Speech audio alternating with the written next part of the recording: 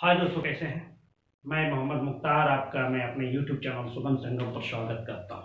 आइए दोस्तों, आज हम इस वीडियो में भारत के राष्ट्रीय वन नीति और उससे उभरने वाले प्रमुख प्रश्नों को सोल्व करने वाले हैं।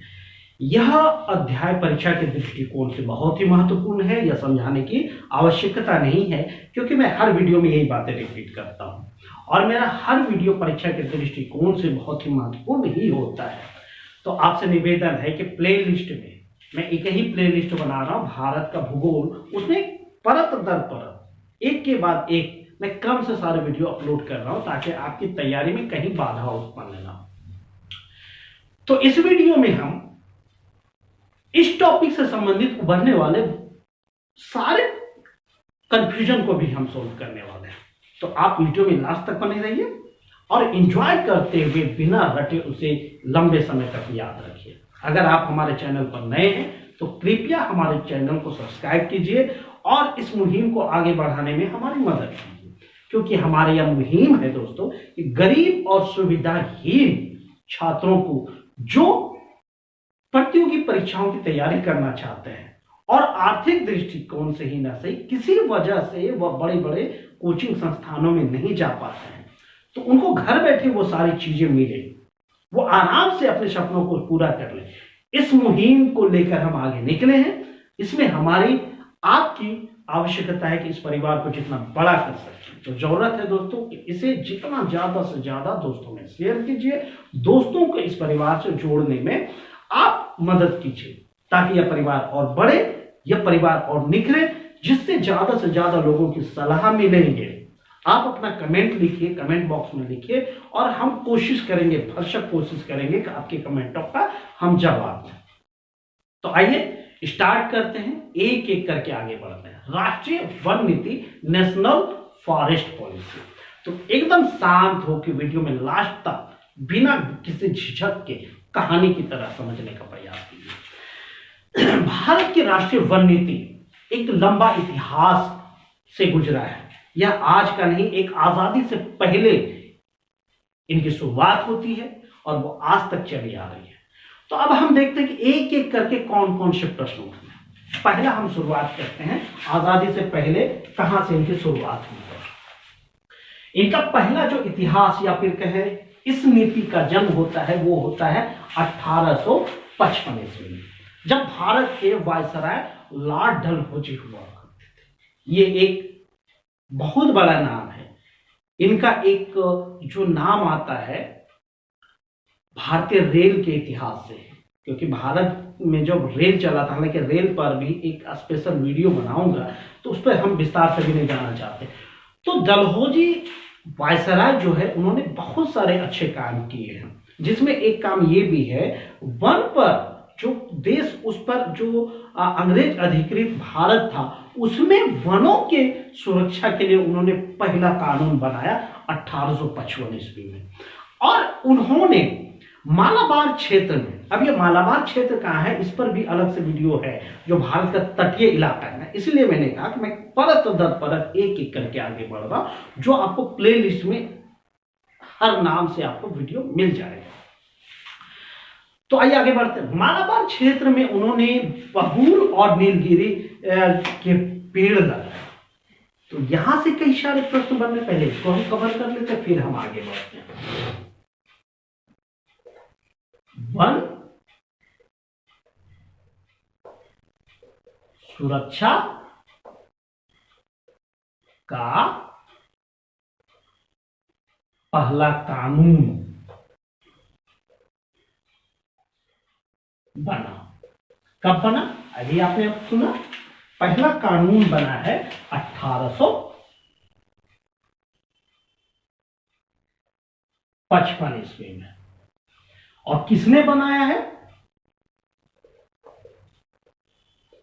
लॉर्ड डलहौजी ने। लॉर्ड डलहौजी कौन थे, ये बताने की जरूरत नहीं है, क्योंकि अगर आप भारत का इतिहास पढ़ेंगे तो इसका नाम आता है, ठीक है। और इन्होंने 1855 ईस्वी में क्या किया, ये भी प्रश्न पूछ देगा। मालाबार की पहाड़ी में। इस एरिया को उन्होंने चूज किया। वो वहां पर किसका पौधा लगाया था सबसे पहले? बबूल और नीलगिरी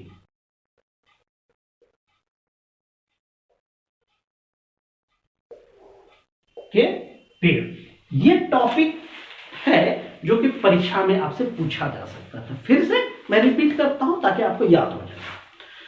वन की सुरक्षा के लिए अंग्रेज अधिकृत भारत में सर्वप्रथम कानून बनाया तत्कालीन वायसराय लॉर्ड डलहौजी ने 1855 ईस्वी में। इसके लिए उन्होंने मालाबार क्षेत्र की पहाड़ियों को चुना और वहां पर उन्होंने बबूल और नीलगिरी जैसे पेड़ लगाए। यहां आपको इतना जानना है। आई होप कि आपको समझ में आ गया होगा। इसके बाद ये रुका नहीं, ये तो स्टार्ट होगा और वो आगे बढ़ता रहा। इसका कार्यकाल समाप्त हो जाता है। उसके बाद हम जानते हैं एक वायसराय का कार्यकाल समाप्त होता है तो दूसरे वायसराय आते, फिर उनका समाप्त होता, तीसरे आते। ये 1947 ईस्वी तक चलता रहा है। वो इतिहास जब हम पढ़ाएंगे तो उसमें हम इस पर हम बात करेंगे। फिलहाल हमको राष्ट्रीय वन नीति को समझना है, ठीक है। उसके बाद आ जाता है, समय आता है 1800। इसके बाद जो है और भी काम हुआ है। 1865 और 1878 ईस्वी में भी वन अधिनियम पारित हुआ है। याद रखिएगा, एक एक शब्द को आपको समझना है। पहला क्या है कि वन सुरक्षा पर कानून बना है। फिर आता है हमारा अगला पड़ाव आता है वन अधिनियम। क्या आता है? वन अधिनियम। मतलब इसको क्या कहेंगे आप? Forest act. उसके बाद 2 ऐसे साल गुजरते हैं जिसमें वन अधिनियम यानी फॉरेस्ट एक्ट पारित किया जाता है। वो होता है 1865 ईस्वी तथा 1878 ईस्वी में। यहां तक कोई दिक्कत नहीं, आपको सिर्फ इतना ही याद रखना है। अगर वन सुरक्षा का पहला कानून पूछे तो आप क्या बताएंगे? 1855 ईस्वी में। और वन अधिनियम पूछा जाएगा तो सर्वप्रथम वन अधिनियम कब बना? तो सर्वप्रथम वन अधिनियम बना है 1865 ईस्वी में और दूसरा वन अधिनियम बना है 1878 ईस्वी में। यहां तक कोई दिक्कत नहीं होनी चाहिए। इसलिए हम कह रहे हैं एक होता है कि वन सुरक्षा और दूसरा है वन अधिनियम, फॉरेस्ट एक्ट। इसीलिए मैंने इंग्लिश में भी लिख दिया, कोई कंफ्यूजन ना है। यहां तक सिर्फ इतना ही रखना है। रटना का आपको आराम से याद हो जाना चाहिए। उसके बाद समय बदलता है, आगे बढ़ता है। फिर आता है साल 1894 ईस्वी में, जब भारत के वायसराय लॉर्ड एल्गिन द्वितीय थे। उन्होंने राष्ट्रीय वन नीति की घोषणा करता है। यही वन नीति, राष्ट्रीय वन नीति जो भारत में सर्वप्रथम आया, वो कब आया? 1894 ईस्वी में। पहले उसको देख लेते हैं फिर हम डिस्कस करते हैं।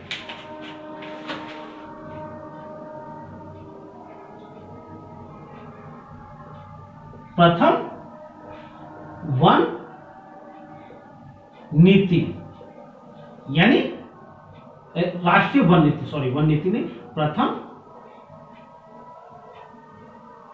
राष्ट्रीय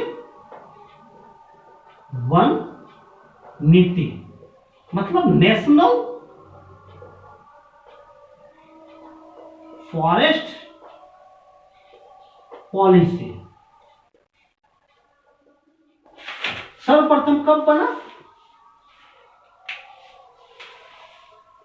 1894 ईस्वी में। अब देखेंगे इसमें 4 डेट होंगे। अभी हम आगे नहीं बढ़ रहे, फिर से हम आपको समझा दें। इसलिए मैंने कहा था कि बहुत सारे कंफ्यूजन को हम इसमें सोल्व करने वाले हैं। वन सुरक्षा पर सर्वप्रथम कानून बनता है 1855 ईस्वी में। कौन बनाते हैं? लॉर्ड डलहौजी बनाते हैं। उसके लिए कौन सा क्षेत्र वो चूज करते हैं? मालाबार क्षेत्र को। मालाबार कहाँ है? केरल वाला इलाका है, ठीक है। उसके बाद वन अधिनियम बनता है। वन सुरक्षा, फिर वन अधिनियम, फॉरेस्ट एक्ट बनता है सर्वप्रथम, क्या बताएंगे आप, 1865 ईस्वी में। दूसरा वन अधिनियम बनता है 1878 ईस्वी में। फिर आता है राष्ट्रीय वन नीति। अब प्रश्न पूछ देगा कई प्रश्न। प्रथम वन अधिनियम कब बनाया गया, 1865 ईस्वी में। सर्वप्रथम राष्ट्रीय वन नीति कब बनाया गया, वो है 1894 ईस्वी। यहां तक कोई दिक्कत नहीं। तो तीन प्रश्न आपके यहां पे जो आपको कंफ्यूज करेंगे आराम से, 1855, 1865 और 1894, ये हम आजादी से पहले ही चल रहे हैं जब भारत पर अंग्रेजों का शासन था। अब इसको प्रथम राष्ट्रीय वन नीति तो हमने देख लिया, किसने बनाया, लॉर्ड एल्गिन द्वितीय ने। उन्होंने जब राष्ट्रीय वन नीति बनाया तो माइंड में सेट कीजिए, पूरे राष्ट्र के लिए बनाया। पूरे अंग्रेज अधिकृत जो साम्राज्य था, कहां से आप लेंगे, अफगानिस्तान से लेके म्यांमार तक को आप ले लीजिए, जो भी एरिया उसके अंदर था उन सारे के लिए उन्होंने एक नेशनल पॉलिसी बनाया। इसके लिए उन्होंने बाकायदा एक कमेटी गठित कर लिया और इसके अलावे उन्होंने हर जो उसका प्रांतीय था, प्रांतीय इलाका था, जो प्रांत था, वहां पर उन्होंने वन विभाग की स्थापना कर दिया। तो पहले उसको लिख लेते फिर हम डिस्कस करते हैं। तो ये 1894 ईस्वी में राष्ट्रीय वन नीति की स्थापना किसने किया, यहां पे हम इसको इस तरह करते हैं दोस्तों, लॉर्ड एल्गिन द्वितीय ने सर्वप्रथम राष्ट्रीय वन नीति की घोषणा की। इन्होंने यहां पर दो काम, एक कमेटी स्थापित कर दिया और दूसरा क्या किया, उन्होंने प्रांतों में वन विभाग की स्थापना कर दी। इन्होंने कितना काम किया, दो भाग, एक समिति स्थापित किया और दूसरा क्या किया, प्रांतों में वन विभाग स्थापित, मतलब फॉरेस्ट डिपार्टमेंट उन्होंने बना दिया, फॉरेस्ट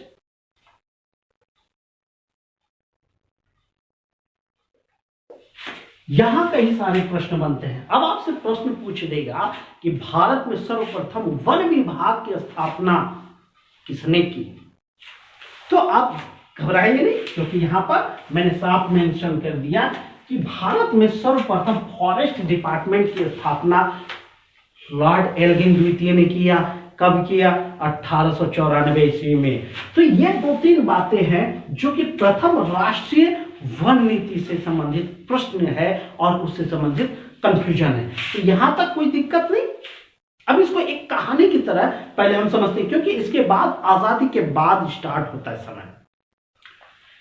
वन सुरक्षा पर सर्वप्रथम कानून बनाया 1855 ईस्वी में लॉर्ड डलहौजी ने। सर्वप्रथम वन अधिनियम कब बना, 1865 ईस्वी में, 55-65। पहले वन सुरक्षित किया, फिर फॉरेस्ट एक्ट बनाया, वन अधिनियम बनाया। सर्वप्रथम राष्ट्रीय वन नीति कब बना, 1894 ईस्वी में। किसने बनाया, लॉर्ड एल्गिन द्वितीय ने बनाया। इसमें और दो बातें जानना है, एक कमेटी स्थापित कर दिया और दूसरा प्रांतों में, हर प्रांत में उन्होंने एक एक वन विभाग की स्थापना कर दी। तो यहां तक कंफ्यूजन आई होप कि सोल्व हो गया होगा। यहीं पे खत्म नहीं होता परेशानी। अब हम आजादी के बाद भी बढ़ते हैं, तो पहले आप इसका स्क्रीनशॉट लेना चाहे ले सकते हैं, लिखना चाहे लिख सकते हैं, फिर हम आगे बढ़ेंगे। अब आइए दोस्तों, 1894 के बाद अब हम बढ़ जाते हैं आजादी की ओर। आजादी के बाद जब 1947 ईस्वी में 15 अगस्त को हमारा देश आजाद हो जाता है, उसके बाद 1952 ईस्वी में तत्कालीन सरकार यानी हमारी भारत सरकार भी एक राष्ट्रीय वन नीति की घोषणा करती है। अब आइए पहले उसको हम देख लेते हैं। ये कै नंबर का राष्ट्रीय वन नीति हो गया? ये हो गया दूसरे नंबर की राष्ट्रीय वन नीति। ठीक है, राष्ट्रीय वन नीति आ जाता है, वो आता है दोस्तों 1952 ईस्वी में। अब देखिए इससे संबंधित प्रश्न बनता है, आपको इनडायरेक्टली सारे प्रश्नों को कवर करना है। यह वन नीति कब बनी? ध्यान से सुनिएगा, यह वन नीति 1952 में बनी। अब आपसे प्रश्न पूछ देगा कि आजादी के बाद सर्वप्रथम राष्ट्रीय वन नीति की घोषणा कब की गई? तो क्या जवाब होगा? 1952 ईस्वी में। राष्ट्रीय वन नीति का क्रम यह कितना था? दूसरा था, क्योंकि इससे जस्ट पहले 1894 ईस्वी में बना है, फिर 1952 ईस्वी में बना है। तो ये अब इसका तो सीधा साधा आपको एक याद रख लेना है। क्या याद रख लेना है? स्वतंत्र भारत का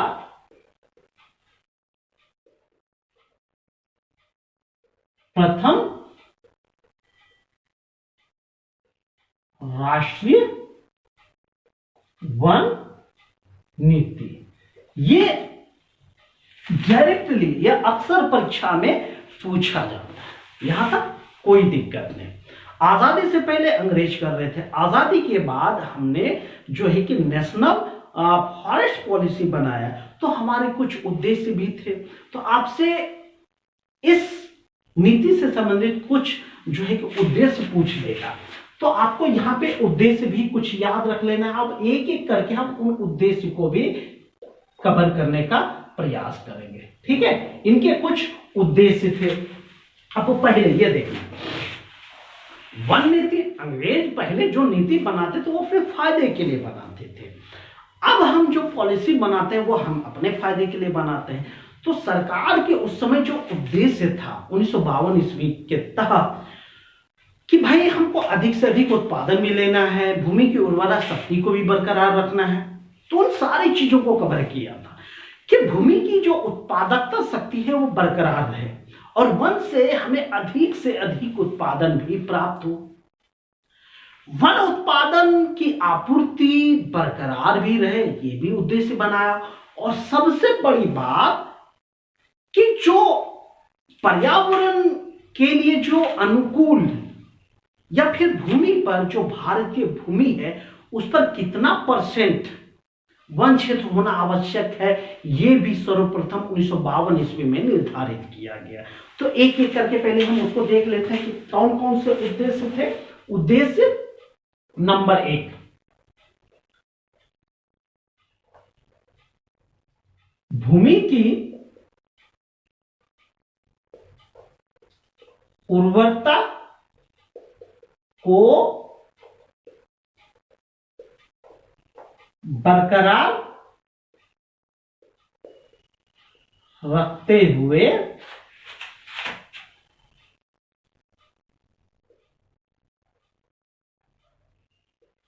अत्यधिक उत्पादन, ये पहला उद्देश्य था। दूसरा उद्देश्य क्या था इसके अंतर्गत?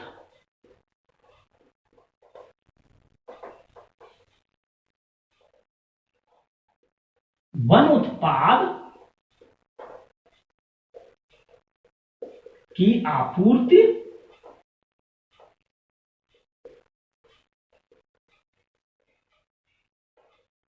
सुनिश्चित करना। तीसरा प्रमुख क्या था?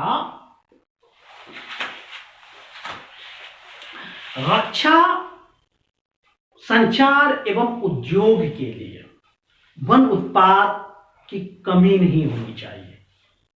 मतलब जो भी जरूरत की चीज है वन से जितना हम ले सकते हैं। अब तो पहले में ही आ जाता है कि भूमि की उर्वरता को बरकरार रखते हुए हमको अधिक से अधिक उत्पादन लेना है, उनकी उर्वरा शक्ति भी कायम रहनी है और उनसे अधिक से अधिक हमको उपज भी प्राप्त करना है। तो और दूसरा क्या है कि वन उत्पाद जहां जरूरत है वहां कम नहीं होनी चाहिए। और मुख्य फोकस क्या किया? रक्षा, संचार और व्यापार के लिए या उत्पाद के लिए। ठीक है, संचार, रक्षा एवं उद्योग, सॉरी व्यापार नहीं, उद्योग, इन क्षेत्रों में जो वन का उत्पाद है वो बरकरार रहनी चाहिए। और सबसे महत्वपूर्ण उद्देश्य जो आपको एक एक करके, ये मैं एक तरह से सब्जेक्टिव बता रहा हूं लेकिन आपको ऑब्जेक्टिव के रूप में याद रखना है, क्योंकि जब आप सब्जेक्टिव पढ़ेंगे तभी तो ऑब्जेक्टिव आप सोल्व कर पाएंगे। मैंने पिछले किसी वीडियो में कहा था कि परीक्षा का पैटर्न अब चेंज होता जा रहा है। जस्ट पिछले वीडियो में हमने बताया था कि रेलवे ग्रुप डी की जो वैकेंसी आई है और उसका जो रिजल्ट अनाउंस हुआ है, बहुत सारे विद्यार्थी हताहत हुए हैं, आंदोलन भी कर रहे हैं। अब मैं उस पर कभी हम बात करेंगे। विद्यार्थी अपना काम कर रहा है, मैं अपना काम कर रहा हूं। आप आंदोलन कीजिए, जो भी कीजिए, सरकार अपने मन की करेगा। तो आप मान लीजिए सपोज वैकेंसी 20,000 की है, आपको सेलेक्ट कर ले 80,000, वैकेंसी 20,000 की है और आपको सेलेक्ट कर ले 80,000, आपको वेटिंग में डाल दे, तो फायदा क्या? जब इधर क्लियर होगा तभी तो आपको लेगा और आपका स्थान आ जाए 80,000 पे। तो आपको कोशिश करना है दोस्तों 20,000, कम से कम जो 20,000वां स्थान है वो आपका होना चाहिए। बाकायदा आपकी कोशिश तो होनी चाहिए कि हमको जितना ज्यादा ऊपर आ सकते हैं। ये कुर्सी दौड़ है दोस्त, एक एक पॉइंट मायने रखता है। चलिए उस पर हम कभी बात करेंगे। इनका चौथा और सबसे प्रमुख उद्देश्य था और वो था वन क्षेत्र। वन क्षेत्र को सुनिश्चित करना था कि जो पर्यावरण के दृष्टिकोण से जितना वन क्षेत्र जरूरी है उसको निर्धारित करना था। अब कितना वन क्षेत्र होना चाहिए? पहाड़ी क्षेत्र के लिए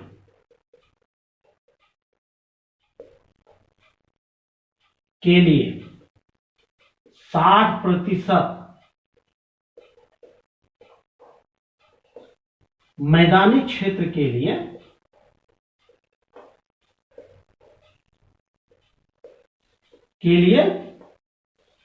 20% और औसत निकाला गया, औसत क्षेत्र कौन सा? वन क्षेत्र की बात हो रही है, 33% वन क्षेत्र होना चाहिए। ये आप याद रखें ना रखें, लेकिन चौथा टॉपिक आपको एनी हाउ याद होना चाहिए, क्योंकि कई परीक्षाओं में इससे प्रश्न पूछा गया है दोस्तों कि पर्यावरण के लिए कितना परसेंट क्षेत्रों पर वन होना आवश्यक है। 33% क्षेत्र पर औसत वन होना आवश्यक है।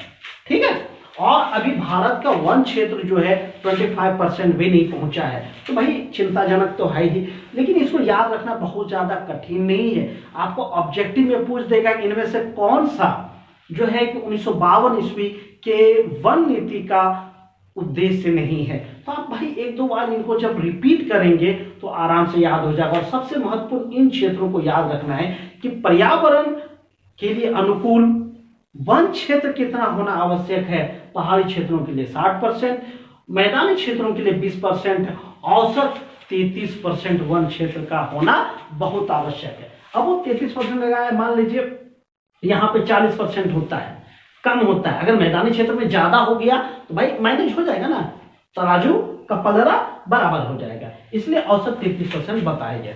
यहां तक आई होप कि कोई दिक्कत नहीं होनी चाहिए। याद रखिए, फिर से मैं रिपीट कर दूं, प्रथम राष्ट्रीय वन नीति की घोषणा 1894 ईस्वी में की गई। द्वितीय राष्ट्रीय वन नीति की घोषणा 1952 ईस्वी में की गई। वो आजाद भारत का प्रथम राष्ट्रीय वन नीति थी। यहां तक कोई दिक्कत नहीं होना चाहिए। आप इनका स्क्रीनशॉट लेना चाहें ले सकते हैं, लिखना चाहें लिख सकते हैं, फिर इसके बाद और है उसको भी हम इसमें कवर करेंगे। अब आइए दोस्तों, अब थोड़ा सा और पीछे जाते हैं। 1952 ईस्वी में राष्ट्रीय वन नीति की घोषणा की गई, लेकिन 1952 ईस्वी के बाद भारत सरकार की पॉलिसी में थोड़ा सा चेंजिंग आया। याद कीजिए, जब हम आज़ाद हुए थे तो अंग्रेजों ने हमको हर तरह से पंगु कर दिया था। हमारे सामने जो है कि खाद्य की भी एक बहुत बड़ी समस्या थी। तो सरकार की पॉलिसी में यह चीज शामिल हो गया कि जितना से ज्यादा कृषि क्षेत्र का विकास किया जाए। तो इसीलिए दोस्तों बड़े पैमाने पे जो है कि वृक्षों की कटाई की गई, जंगलों का सफाया किया गया। तो आप देखेंगे कि 1952 ईस्वी से लेकर 1981 ईस्वी तक कृषि क्षेत्र में लगभग 250 लाख हेक्टेयर क्षेत्र में जो है कि कृषि क्षेत्र में वृद्धि हो जाती है। तो हमको उधर अभी नहीं जाना है, सिर्फ यहीं रहना है। अब आते हैं तीसरा राष्ट्रीय वन नीति पर। ये कै नंबर की राष्ट्रीय वन नीति हो गई? तीसरा नंबर की राष्ट्रीय वन नीति आ जाती है, और वो हो जाती है राष्ट्रीय वन नीति 1988 ईस्वी की। तो अब इससे इनडायरेक्टली कई सारे प्रश्न बनते हैं। हम इसलिए ऐसा करते हैं ताकि आप भी प्रश्न बनाना सीखिए और उनका उत्तर कैसे देना ये सीखिए। तो आजाद भारत का दूसरा राष्ट्रीय वन नीति था, लेकिन इसमें जो किया गया, जो 1952 ईस्वी की जो वन नीति था उसमें संशोधन किया गया। ठीक है, और इनके लक्ष्य में भी बहुत सारी नई बातें जोड़ी गई। तो आइए इनसे देखते हैं। कई सारे बातें बन के उभर के सामने आई। क्या? राष्ट्रीय वन नीति 1952 में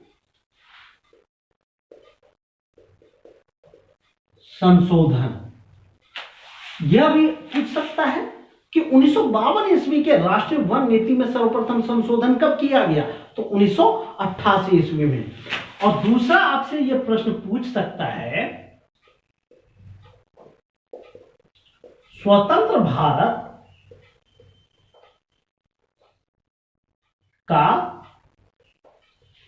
दूसरा राष्ट्रीय वन नीति कब बनाया गया?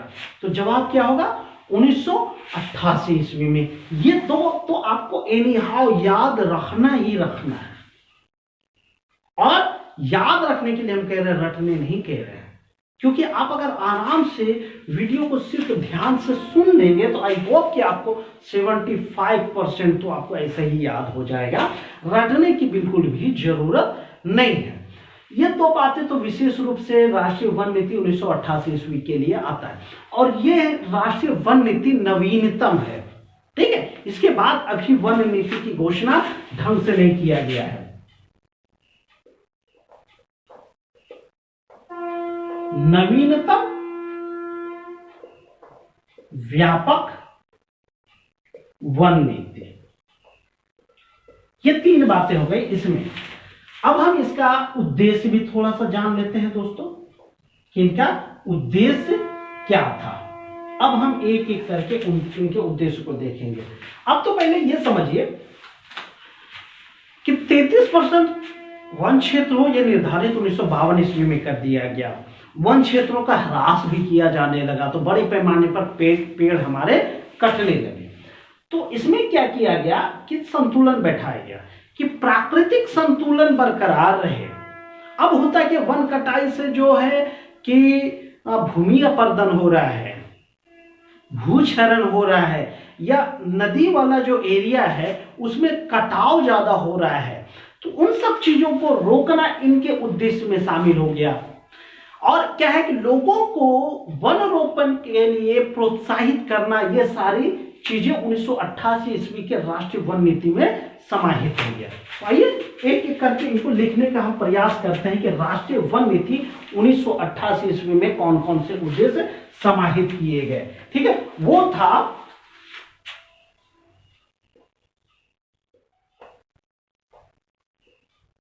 पारिस्थितिक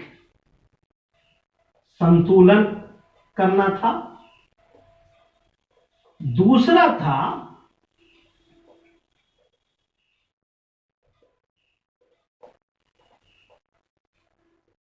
सामूहिक वन रोपण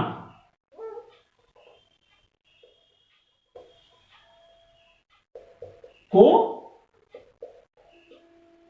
प्रोत्साहन, ये उनके उद्देश्य में शामिल था। तीसरा क्या था,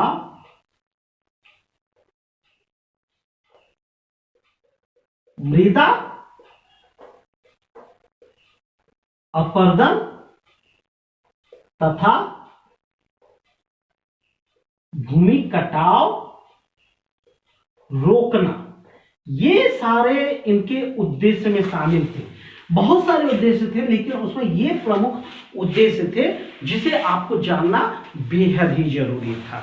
ये सारे दोस्तों हमने राष्ट्रीय वन नीति में कवर किया। आई होप कि आपको पूरी तरह समझ में आ गया होगा। अगर फिर भी समझने में परेशानी होती है तो आई रिक्वेस्ट कि आप एक दो बार वीडियो को देखें, और मुझे पूरा विश्वास है कि सारे कंफ्यूजन आपके दूर हो जाएंगे। और मैं दृढ़ निश्चय के साथ कह सकता हूं कि इस टॉपिक या इस अध्याय से संबंधित जो भी प्रश्न परीक्षाओं में पूछे जाएंगे वो सारे आप सोल्व कर लीजिएगा। हम आपको सब्जेक्टिव बता रहे हैं, ऑब्जेक्टिव बनाना आपका काम है, ठीक है। अगर आपको वीडियो पसंद आता है तो वीडियो को लाइक कीजिए दोस्तों, इसे अपने दोस्तों में शेयर कीजिए, क्योंकि ये परिवार हम चाहते हैं कि जितना जल्दी प्रोग्रेस करे, जितने ज्यादा से ज्यादा नए नए साथियों के साथ जुड़े उतना अच्छा होगा, उतने ज्यादा कमेंट आएंगे, उतने ज्यादा लाइक्स आएंगे, ठीक है दोस्तों। तो इसी उम्मीद के साथ कि आप अपनी पढ़ाई कीजिए, जीवन में आगे बढ़िए, अपने लक्ष्य को हासिल कीजिए। Thank you. जय हिंद।